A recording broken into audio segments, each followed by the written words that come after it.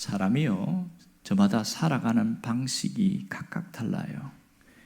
그 삶의 방식은 그 사람이 갖고 있는 가치관이나 그 사람이 갖고 있는 성향, 정체성에 따라서 달라지는 것을 볼 수 있습니다.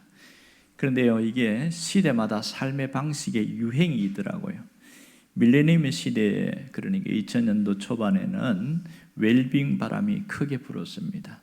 건강을 통해서 행복하고 아름다운 삶을 추구하는 그런 바람이 불었습니다. 이 웰빙은 단순히 잘 먹고 잘 살자가 아니고 건강하게, 육체적으로 정신적으로 모든 것이 건강하게 살자는 그런 어떤 바람이었고요. 그러다가 점점 시간이 지나 불과 몇 년 전에는 욜로족 바람이 불었어요. 욜로족이라는 것은 뭐냐면 한 번뿐인 인생 후회 없이 잘 살자, 이런 바람이 젊은 사람들부터 불어서 중년까지 흘러왔던 그런 일들이 있습니다. 단순히 그냥 한 번뿐인 인생 잘 살자가 아니고 내면의 즐거움을 소홀히 하지 않는다는 그런 뜻도 있더라고요. 그러다가 최근에는 짠테크가 바람이 불었습니다. 이것은 청년들 중심으로 흘러났는데요. 짠테크는 짜다는 것과 재테크를 줄인 말인데요.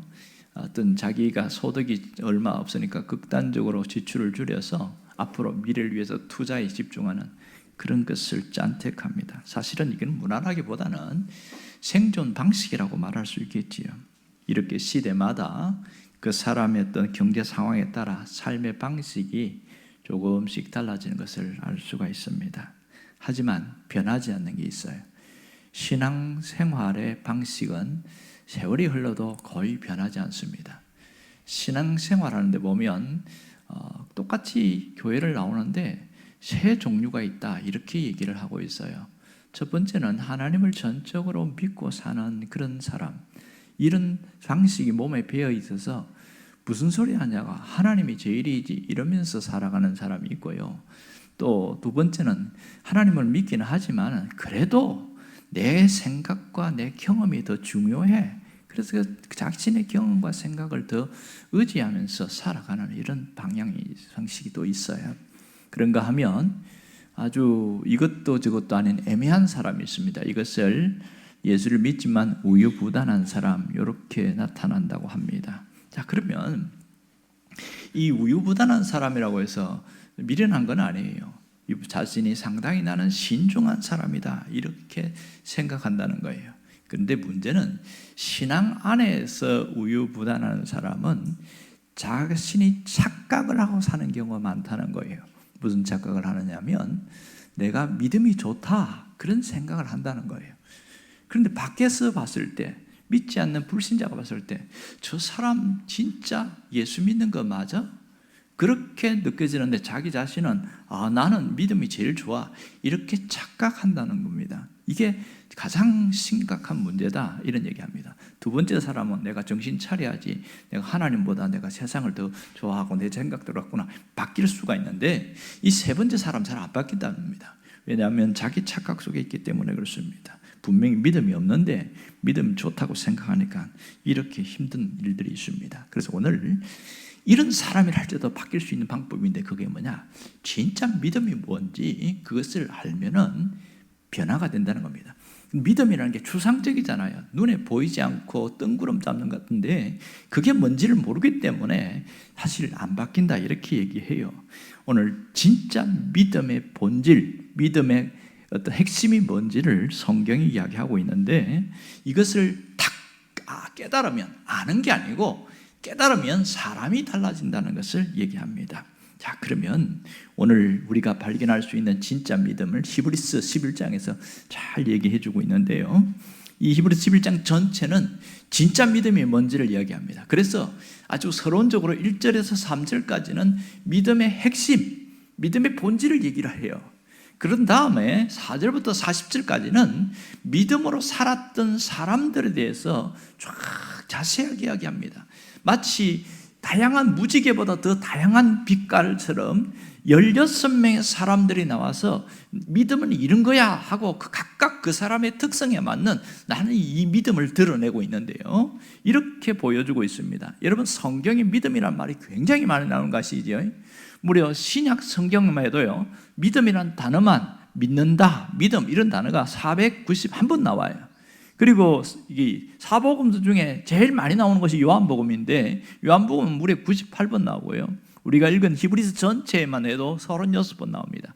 그만큼 믿음이 중요하다는 걸 얘기합니다. 예수님이 계실 때 공생에 사역하면서 제자들과 함께 사역하면서 가장 많이 심어주려고 한 게 뭐냐면 믿음이었어요. 그러니까 뭐 어떤 풍랑이 일거나 뭐 먹을 게 없거나 환경의 문제가 아니라 예수님이 강조한 건 뭐냐면 너희에게 믿음이 있느냐 없느냐 이걸 물어보고 큰 믿음 작은 믿음 이렇게 이야기하잖아요. 보면 백부장한테도 저 사람은 믿음 없는 것 같은데 깜짝 놀라는 거예요. 이 세상에서 이스라엘에서 이 사람보다 더 큰 이만한 믿음을 본 적이 없다 뭐 이렇게 얘기하는가 하면, 그렇게 3년 동안 따라다니는 제자들에게는 어찌하여 너에게는 믿음이 없느냐 그렇게 이야기하면서 혼내키기도 하고, 결국 예수님이 이야기한 건 뭐냐면 3년 동안 훈련시키는데 뭐 성경 공부도 있고 뭐 능력도 있고 기적도 있고 말씀하는데 가장 핵심이 뭐예요? 믿음을 바로 세우려는 것, 진짜 믿음이 뭐냐 이것을 세우려는 것이 성경에서 가르쳐주고 있는 핵심입니다. 그런데요, 오늘 이 히브리서 11장에는 믿음의 다양한 빛깔을 보여주는데 첫 번째 주자와 마지막 주자가 참 중요하죠. 여러분, 경주를 할 때도 보면 첫 번째 바통을 들고 가는 사람과 맨 마지막에 가는 사람이 굉장히 중요합니다. 그런 거 보면 첫 번째 누가 나오냐면 아벨이 먼저 나오고, 맨 마지막에는 누가 나오냐면 라합이라는 여인이 나옵니다. 물론 라합이라는 여인 외에도 밑에 보면 기드온, 바락, 삼손, 그 다음에 뭐 다윗, 그다음 믿음의 선진들이 나오는데 이런 나오지만 믿음으로 하는 단어를 넣은 것은 이 라합까지가 끝이에요. 그러면 이 사람들이 갖고 있는 믿음이 뭐냐? 그것을 뚜껑을 딱 여는데 제일 처음 나온 게 뭐냐? 믿음의 첫 주제는 뭐냐면 제사에 대한 이야기입니다. 바로 그것이 라벨에 대한 이야기로 시작되어집니다. 믿음에서 가장 중요한 것은 제사이다. 제사가 뭐예요? 예배잖아요. 자, 4절 함께 읽어봅시다. 믿음으로 아벨은 가인보다 더 나은 제사를 하나님께 드림으로 의로운 자라 하시는 증거를 얻었으니 하나님이 그 예물에 대하여 증언하심이라. 그가 죽었으나 그 믿음으로서 지금도 말하느니라. 이렇게 이야기를 하고 있어요.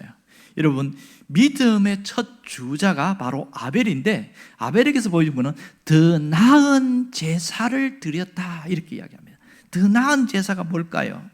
오늘 하나님께서 어떤 사람을 보고 있습니까? 하나님 앞에 어떤 예배자로 서 있는가, 그 사람을 찾고 있다는 것을 우리가 알 수 있겠지요.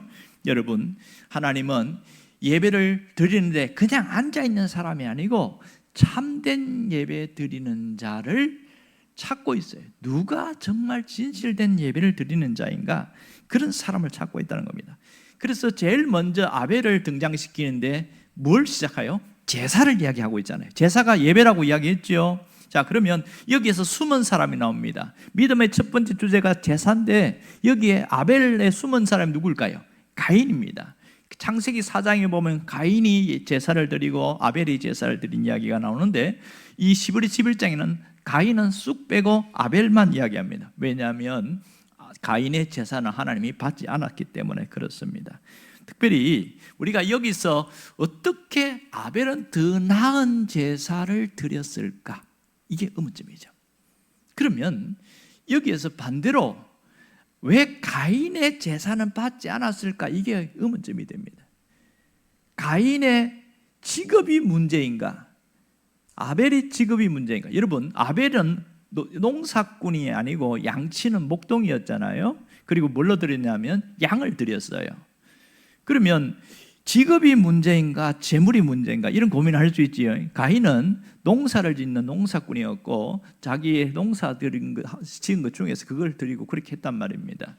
여러분, 여기서 무엇이 문제인가? 가장 고민은 이 부분인데요. 어떤 전통적인 해석, 오래전부터 이야기한 전통적인 해석은 재물의 문제라고 보고 있는 경우가 굉장히 많았습니다. 왜냐하면 근본적으로 하나님 앞에 나아갈 때는 재물을 드리는데 어떤 재물이냐?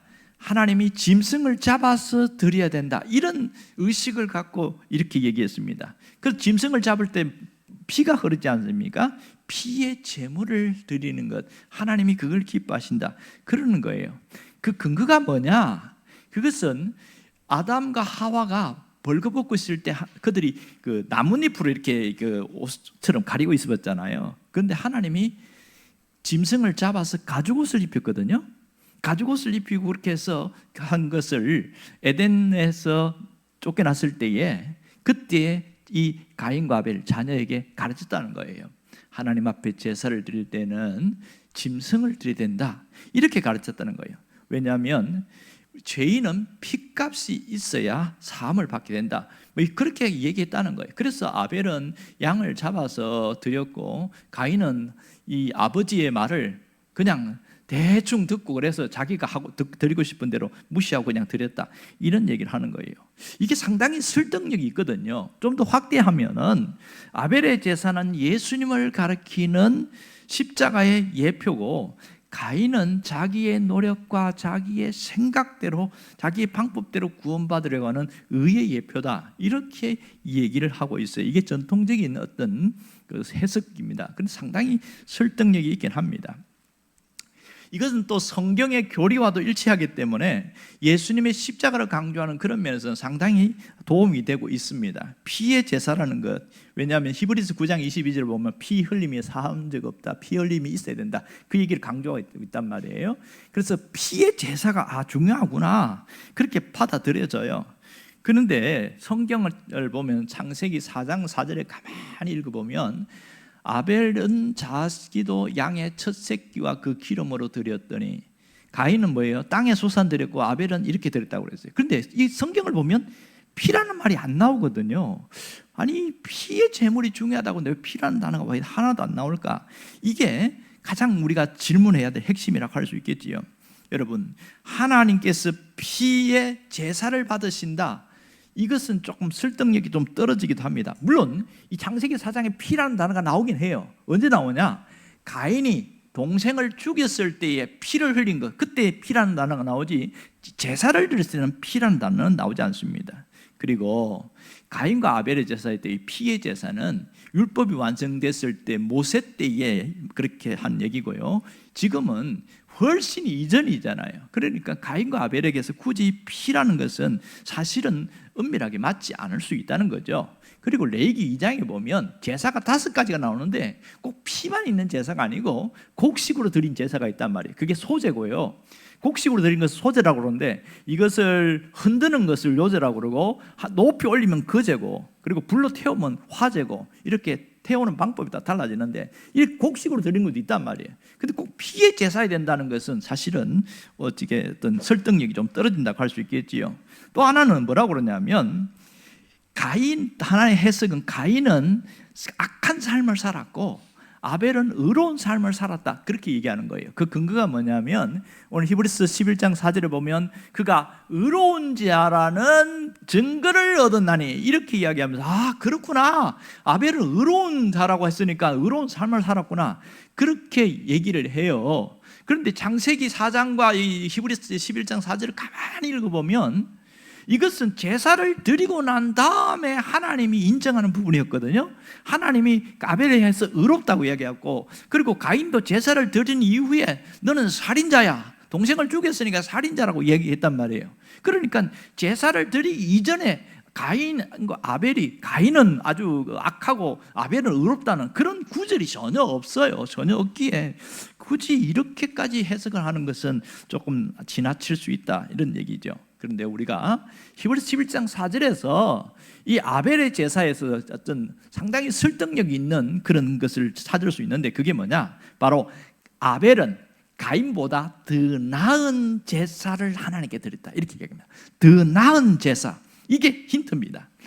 더 나은 제사가 뭘 달리 말하면 믿음으로 제사를 드렸다는 것이죠. 히브리서 11장이 지금 믿음에 대한 이야기를 하고 있지 않습니까? 그러니까 아벨은 믿음으로 제사를 드렸다, 이런 얘기입니다. 그러면 아벨이 믿음으로 드린 제사는 무슨 제사인가? 이 부분을 우리가 알아야 됩니다. 여러분, 믿음으로 하나님 앞에 제사를 드린 아벨의 모습 보세요. 그러니까 이 중요한 건 핵심 뭘까? 믿음으로 제사를 드렸다는 것은 행위의 문제일까요? 태도의 문제일까요? 태도의 문제겠지요. 그가 어떤 마음으로 드렸는가 하는 것을 우리가 창세기를 한번 읽어보고 가는 게 좋겠지요. 창세기 4장 3절에서 5절입니다. 함께 읽어봅시다.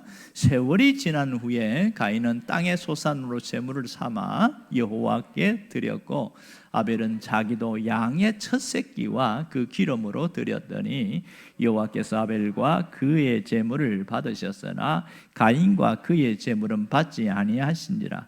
가인이 몹시 분하여 안색이 변하더니. 자, 여기에 보면 이 내용의 전체를 보면 뭐가 있냐면 제물을 묘사하는 부분이 차이가 나는 것을 알 수가 있습니다. 4절에 보면 제물을 어떻게 묘사하고 있냐면 아벨은 양의 첫 새끼와 기름을 드렸다 그랬잖아요. 근데 5절에서는 가인에게는 뭐라고 그래요? 가인은 땅의 소산으로 제물을 드렸다. 여기서 무슨 차이가 있는지 아세요? 땅의 첫 소산으로 드렸다 이렇게 말하지 않고 그냥 땅의 소산으로 드렸다 이렇게 말합니다. 무슨 말입니까? 가인과 아벨에게는 특별히 차이점이 아벨은 양의 첫 새끼라는 단어가 강조가 되어 있고요, 그리고 기름이라는 단어가 나옵니다. 이게 양의 첫 새끼라는 것은 그 마음의 중심이 어떤가요?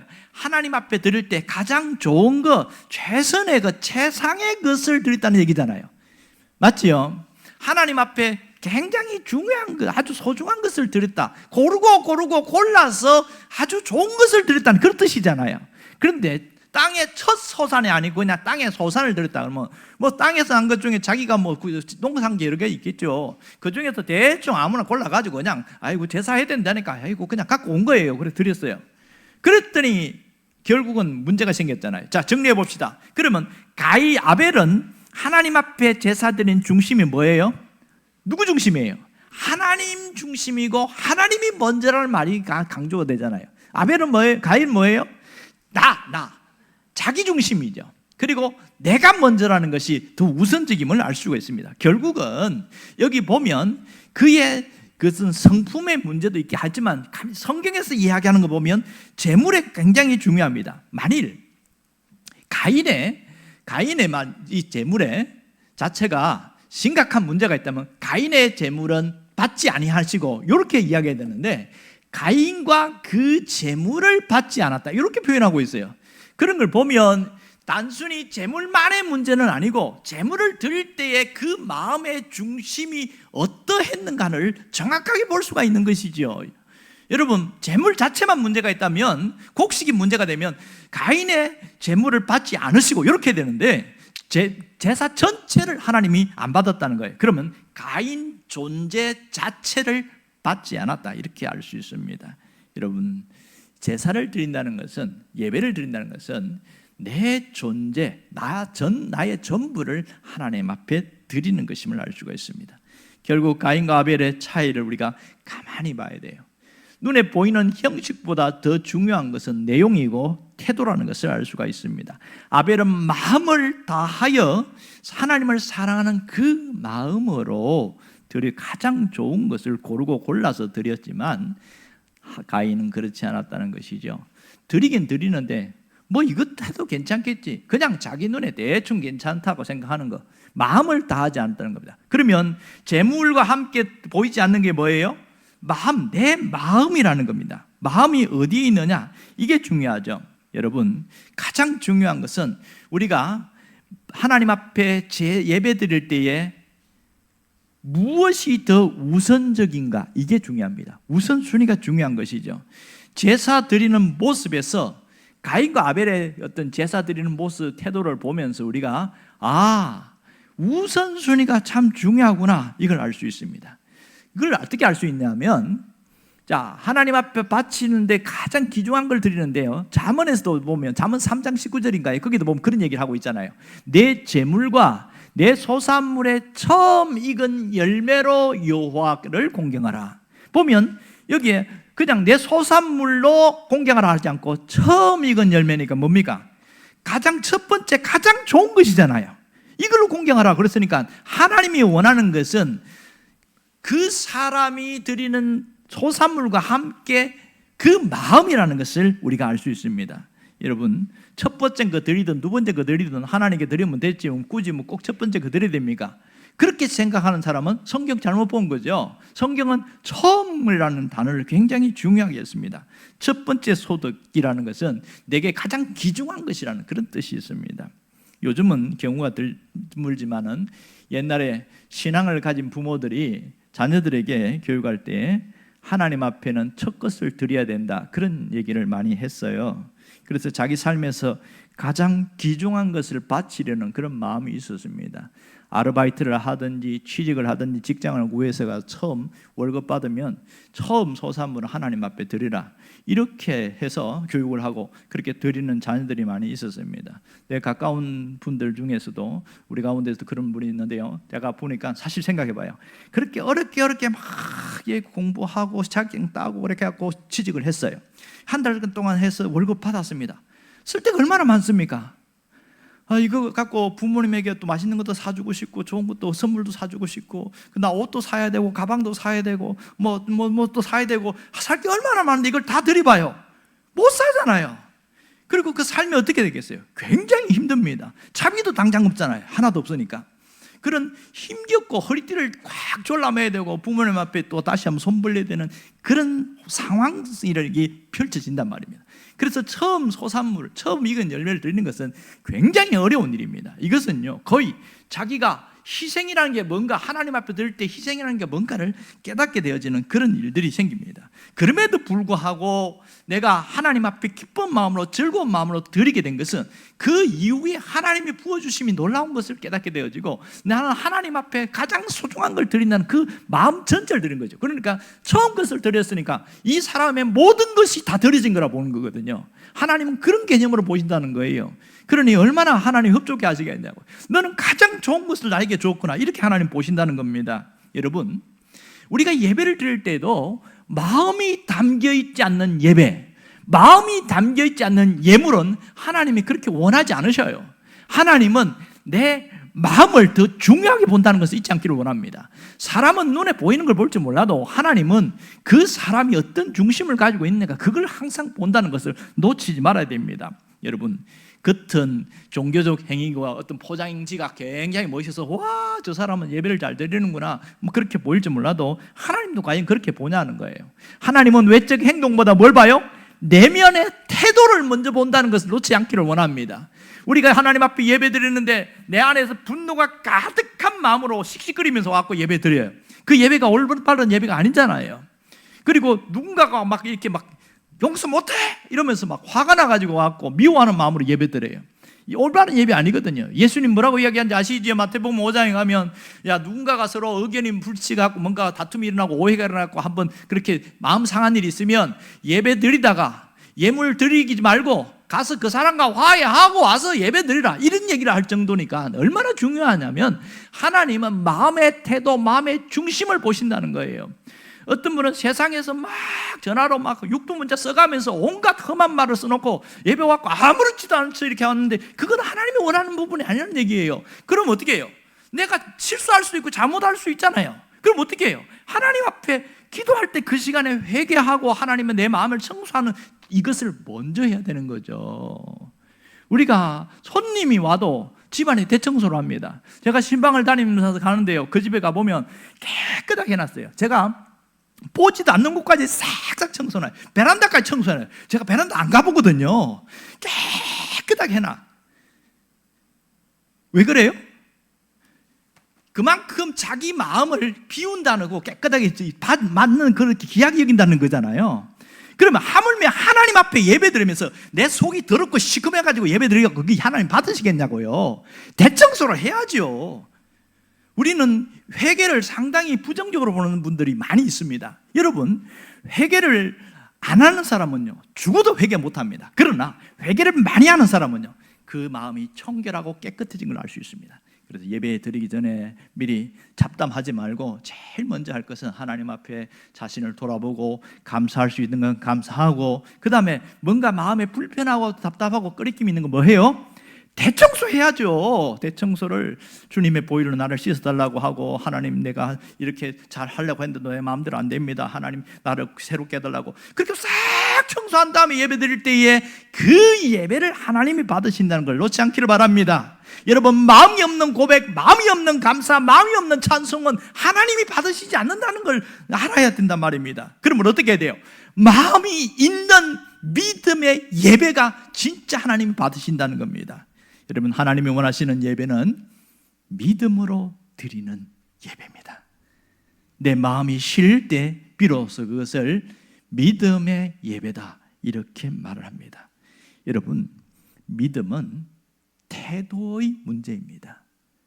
눈에 보이는 것이 아닌 내 마음가짐의 문제라는 거예요. 아벨을 통해서 알 수 있는 게 뭐예요? 양의 첫 새끼 그랬잖아요. 이분을 발음을 잘 알아들어야 됩니다. 첫 새끼 그랬어요. 이것은 내 가장 좋은 것, 가장 귀한 것, 그런 뜻이란 말이에요, 이게. 그리고 기름으로 그랬잖아요. 기름으로 한 것은 그 영어 성경에도 보면 살지고 좋은 것, 이런 뜻이에요. 그 히브리어 성경이 봐도 그래요. 기름으로 하는 건 진짜 좋은 것을 드렸다, 그것을 그렇게 표현해 놨습니다.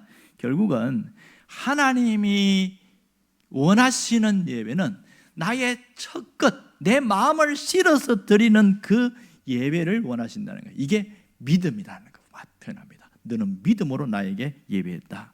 그러므로 첫 것이 중요합니다. 순서가 중요하다는 거예요. 어떤 분이 목사님 뭐 순서 꼭 중요합니까? 두 번째 것 해도 안 됩니까? 이렇게 이야기합니다. 목사야 뭐 그걸 받아줄 수 있지만 하나님도 그렇게 하냐고요? No. 하나님은 첫 번째 것을 중요하게 생각합니다. 그러므로 예배에서 중요한 것은 우선순위입니다. 뭐라고요? 우선순위입니다. 이것을 놓치지 않기를 바랍니다. 예배에서 중요한 것은 우선순위예요.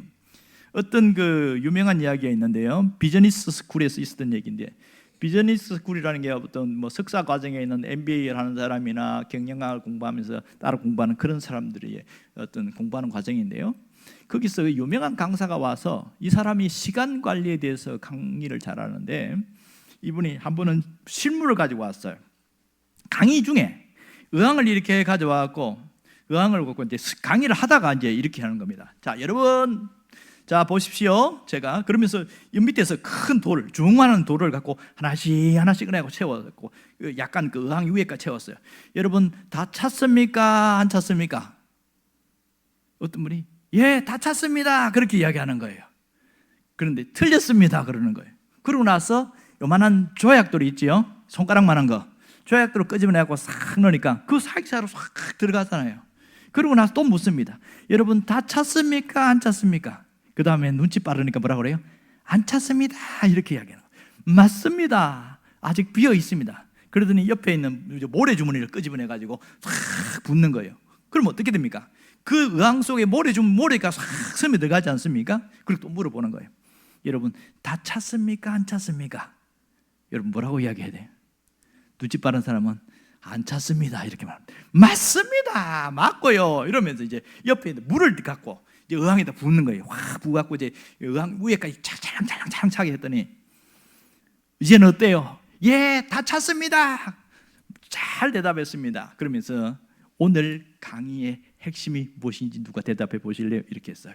그랬더니 아주 용기 있게 예, 제가 말해 보겠습니다, 그러면서 하는 말이 이것은 시간 관리에 대한 거니까 우리가 짜투리 시간을 잘 활용하라고 그런 얘기잖아요. 옆에 사람들이 다 고개 끄덕끄덕하면서 박수로 막 쳤어요. 맞습니다.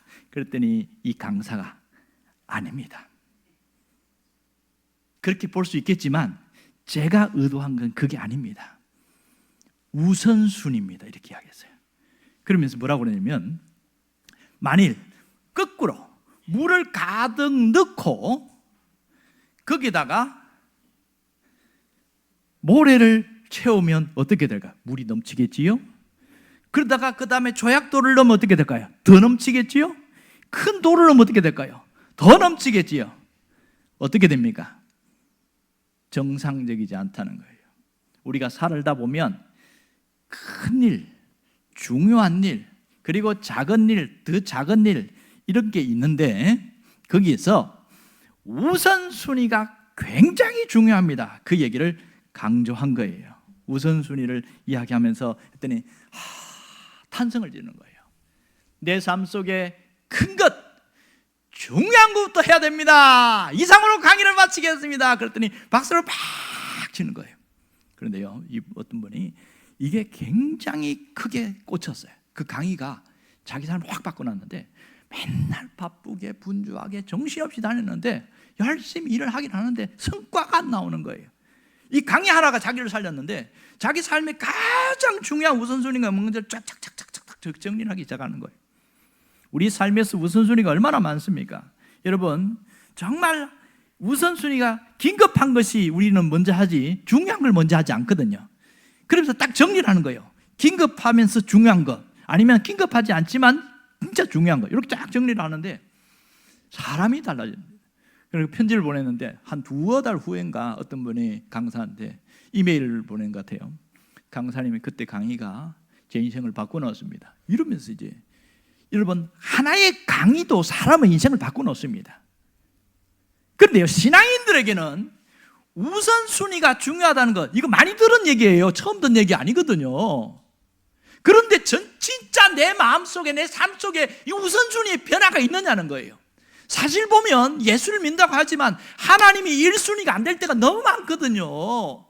하나님이 2순위, 3순위로 막 내려갈 때가 얼마나 많습니까?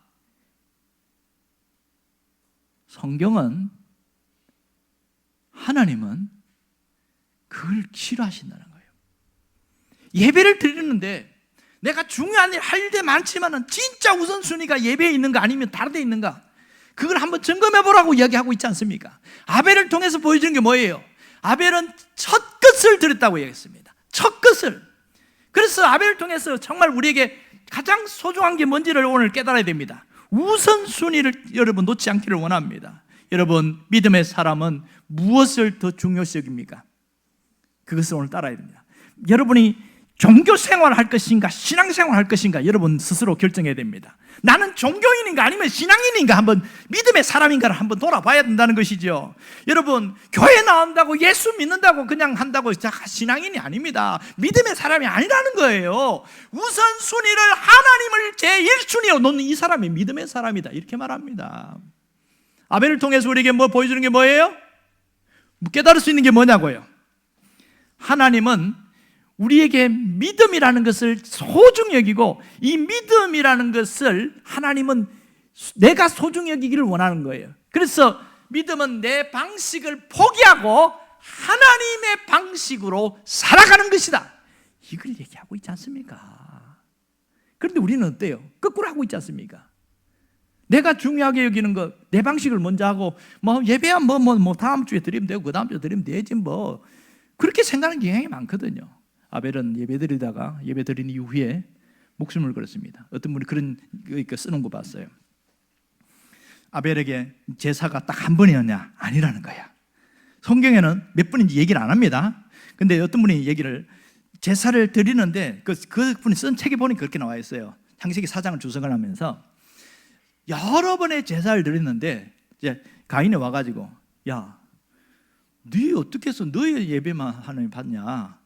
좀 대충 해. 나도 하나님의 제사를 받아야 되지 않겠냐? 이렇게 얘기했다는 거예요. 가인이 아벨한테. 성경에는 없는 얘기입니다. 그냥 그렇게 아무 대답 안 하고, 그 다음에 또 아벨은 똑같이 양의 첫 것과 그 기름으로 드리고 똑같이. 그런데 가인은 그냥 자기 생각에 좋다고 생각한 걸 드린 거예요. 첫 것을 드린 게 아니야. 그랬더니 또 화가 난 거야. 몇 번이 이렇게 하다가 화가 나고 씩씩거려갖고, 그래서 저놈 때문에 하나님이 예배를 안 받는다, 이상한 생각을 하게 됐다는 거예요. 그래서 돌로 갖고 들판에 있을 때 때려 죽였다는 거예요. 이게 말도 안 되는. 여러분, 진짜 중요한 우선순위가 예배에 있다는 것을, 그걸 탁 꽂힌 사람은요, 예배를 진짜 중요하게 여깁니다. 하나님은 우리의 관심사가 어디 있냐, 내 관심사가 어디 있냐, 그걸 먼저 보는 거예요. 하나님은 최고의 관심사 예배에 두고 있습니다. 그래서요, 모임을 하면 제일 먼저 뭐 합니까? 예배하잖아요. 때로는 그게 형식이 될 수도 있지만 그 중심은 뭐예요? 하나님이 우선입니다. 그 표현이 예배하는 거예요. 자, 가정 신방 예배 갔어요. 그 신방 가서 그냥 뭐 차 마시고 그냥 기도하고 옵니까? 예배 드리잖아요. 왜 그래요? 하나님이 우리 가정의 중심입니다. 그 마음으로 하는 게 예배 아닙니까? 뭐든지 예배라는 것은 하나님의 예배에 관심이 가장 많기 때문에 그런 것이잖아요. 여러분, 수천 년이 지나오면서 아벨을 통해서 알려주는 게 그거 아닙니까? 지금 4절에 보면 그가 죽었으나 믿음으로써 지금도 말하느니라. 뭘 말하고 있습니까? 예배가 가장 중요하다. 나는 생명을 걸고라도 예배 드리겠다. 아벨은 목숨 걸고 예배 드린 거예요. 그리고 가인이 나중에 어떤 그 책에 보니 그러다 협박을 했다는 거예요. 너 자꾸 그러면 너 재미없어. 그러면서 협박했다는 거예요. 그런데도 아벨은 변함없이 처음부터 끝까지 똑같은 예배 드렸다는 거예요. 그래서 죽었다는 얘기예요. 그런데 그는 죽었지만 그의 믿음은 지금도 수천 년이 지나도록 정언되고 있습니다. 예배는 너무나 소중한 것이라고 하나님이 얘기를 하고 있어요.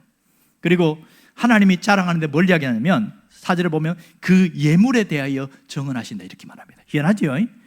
그의 제사 드리는데 거기에다가 이 히브리서에서 그 예물에 대하여 정언하신다 이렇게 이야기했습니다. 여러분, 예배 드리는 사람의 마음, 예배 드리는 사람의 자세, 태도뿐만 아니라 그의 예물도 재물도 하나님이 기뻐하신다. 이걸 보는 겁니다. 오늘날 헌금 드리는 태도가 보면 어떨 때 하나님 볼 때 걱정이 되는 그런 분들이 보여요. 보면 막 대충 자기 자존심을 내세워서 헌금하는 사람이 있습니다. 내가 이런 사람이니까 그런 사람이 있고요. 또 반대로 자기 자존심을 내려놓고 진실한 마음으로 드리는 사람이 있습니다. 여러분은 어떤 사람입니까? 하나님 앞에는 자존심을 부릴 거 없습니다. 내 마음이 들어가면 되며.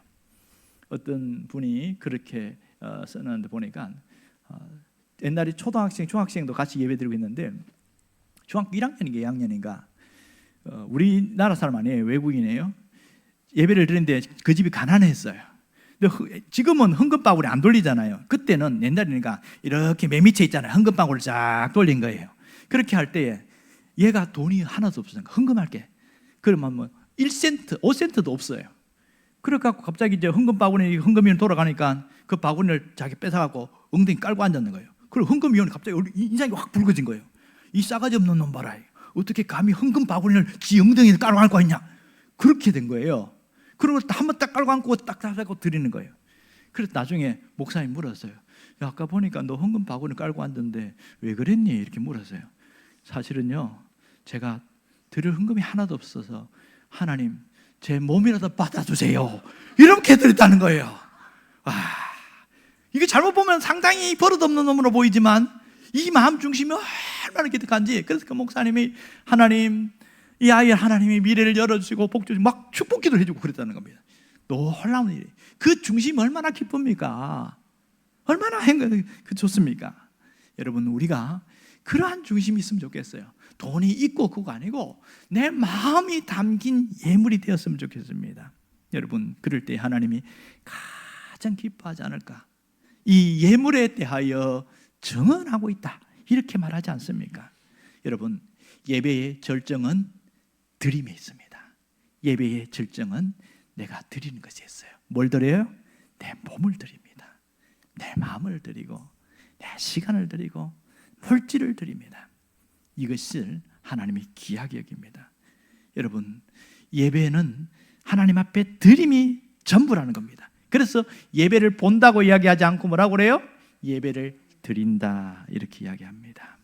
여러분, 우리는 아벨을 통해서 믿음이 뭐냐?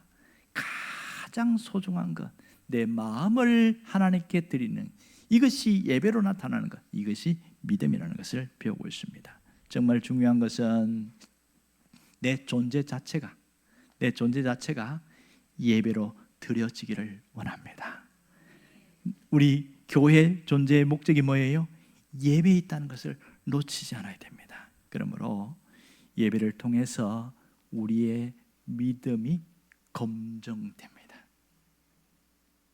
우리 예배를 통해서, 그래서 예배가 여러분의 마음에 항상 첫 자리에 있기를 원합니다. 예배가 중심이 되기를 원합니다. 만일 올 한 해 아벨과 같은 그 마음으로 예배를 드리게 될 때에 하나님은 너는 믿음의 사람이다 이렇게 얘기할 것이고요, 하나님께서 우리의 삶의 발자취 흔적 하나를 모두 다 하나님이 기억하신다는 것을 잊지 않기를 원합니다. 예배는 우리 삶과 신앙을 결정하는 놀라운 표식인 것을 놓지 않기를 원합니다. 오늘 그러므로 예배 한번 잘 드리게 때 삶이 바뀝니다. 얘기 마구 마칠게요. 어떤 분이 너무너무 삶이 힘들고 통장에 딱 1,000원짜리 한 장이 있더래요. 이 사람은 기본 통장에 수표가 꼽혀 있고, 그리고 뭐 기본 한 뭐 50만 원, 100만 원 같은 사람인데 어떻게 하다가 어려워져 가지고 그것도 만 원짜리도 아니고 1,000원짜리 한 장 갖고 있으니까, 그러니까 막 자존감이 무너지고 비참해져서 이렇게 살 바에 뭐하냐, 죽어버리자 그런 생각을 했던 거예요.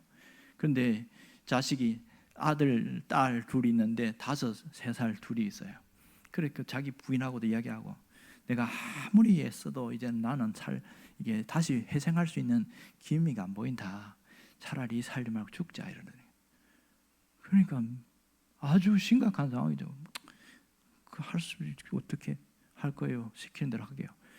혼자 죽을 수는 없으니까 우리 가족 전체가 함께 죽자고 그렇게 딱 마음 먹고 계획을 짰어요. 저 동해안에 가면 왜 돌아가는 데 있지 않습니까?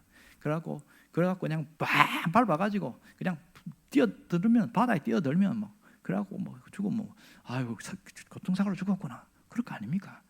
그런 생각하고 있는데, 그래서 날 받아놨어요. 죽을 날짜를 받아놓고 있는데 자꾸 마음에 캥기는 거예요. 돌아가신 어머니가 자꾸 꿈에도 나타나고, 그래서 어머니가 유언을 하기를, 너는 하나님 앞에 꼭 예배드리고 살아야 된다. 그 예배되는 것을 그 어머니가 유언을 하시는데 자꾸 생각이 나는 거예요. 그래서 지금 일요일 날 자기가 이제 차 몰고 이제 가족 전체가 죽으려고 마음 먹는데 무슨 마음이 드냐면 예배 한번 드리고 죽자 이렇게 된 거예요. 어차피 뭐 아침에 가서 죽거나 오후에 가서 죽거나 똑같으니까 그래도 아이고 어머니 소원이라도 이뤄줘야지 하고 예배하면, 이 사람은 별로 신앙이 별로 없어요. 나이롱 신자예요. 근데 예배 드리고 죽자 한데 그때 설교가 에녹 설교를 했어요. 에녹은 300년간 하나님과 동행하며 살더니 하는데, 그런데 그 설교 한마디 갖고 자기한테 하는 얘기인 거예요. 여러분 인생이 굉장히 힘들지 않습니까? 그렇다고 죽으려고 하면 안 됩니다. 막 이렇게 막 찔려가지고 언제 내 죽을 줄 어떻게 알았을까, 막 꼭 자기한테 하는 얘기인 것처럼 들리는 거예요. 그래갖고 죽으려고 갔다가 그게 하나님이 나한테 하는 말인 줄 알고 회개하고 나왔는데 집에 와보니까 아무것도 없잖아요. 그때 이 나이롱 신자가 처음으로 평일날 예배당에 나오기 시작한 거예요. 하나님 나 좀 살려주세요. 내가 진짜 살 수가 없는데 나 좀 살려주세요. 딱 그 기도를 할 줄도 몰라. 해본 적도 없으니까. 그래서 살려주세요. 왜 그 기도만 한 거예요. 그러다가 철양해갖고, 그러다가 자기 엄마가 부르던 찬송 펼쳐가고 찬송 부르다가 그래갖고 한 5분 10분 앉았다가 기도할 줄 모르니까 그러다가 이제 시간이 가는데요. 이 사람이 잘한 게 뭔지 아세요? 내가 평일에 기도는 해야지 하고 매일매일 왔어요. 한 달에 한 20일 정도 온 것 같아. 그렇게 와서 기도하는데 뭐 달라진 건 없지요. 그런데 딱 달라진 게 있습니다. 늘 죽자 생각하다가 살아보자라고 마음이 살짝 바뀐 거예요. 살짝 바뀐 거예요. 기도가 하는데 하나도 달라진 건 없는데, 그런데 한 달하고 17일 딱 지났는데 신랄 같은 희망의 빛을 딱 누군가가 주고, 그래서 그 동아줄을 잡고 한 걸음 한 걸음 올라가게 되어지고 살아나게 된 이야기를 하는 거예요. 2달인가 3달 후에 정신을 차리고 이제 자기가 이제 조금 이제는 죽지 않아도 되겠구나 그렇게 마음 들었을 때에 편지를 써가지고 목사님한테, 요즘 같은 이메일 보냈겠지만은 옛날이니까요. 목사님, 제가 아무개인데 그때 목사님 이런 설교에서 제가 죽으려고 그러다가 제가 안 죽고 제가 살았습니다. 목사님 설교 때문에 내가 살았습니다. 이렇게 하면서 쫙 보낸 거예요. 목사님은 그런 줄도 몰랐죠. 그래서 이 사람이 살아난 이야기를 공개를 한 거예요. 그분이 제가 이 편지 공개도 됩니까? 그래서 일부분만 갖고 딱 공개를 하고 그런 걸 봤는데요. 여러분, 예배 한번 잘 들어도요, 죽으려고 하던 사람이 살아나는 일들이 생깁니다. 그러므로 매 주일마다 드리는 예배, 늘 드리는 예배라고 생각하지만기를 바랍니다. 이 예배의 마음을 준비를 다 할 수 있기를 원해요. 그래, 미리 준비하고, 헌금도 미리 준비하고, 입고 갈 옷도 미리 준비하고, 마음을 미리 준비하고, 그리고 11시 땡에서 오지 말고 11시 40분, 10시 40분 찬양하니까 찬양할 때 와가지고 함께 예배 준비하고, 이 준비하는 그것이 믿음이잖아요. 여러분이 그렇게 믿음으로 예배 드릴 수 있기를 바랍니다.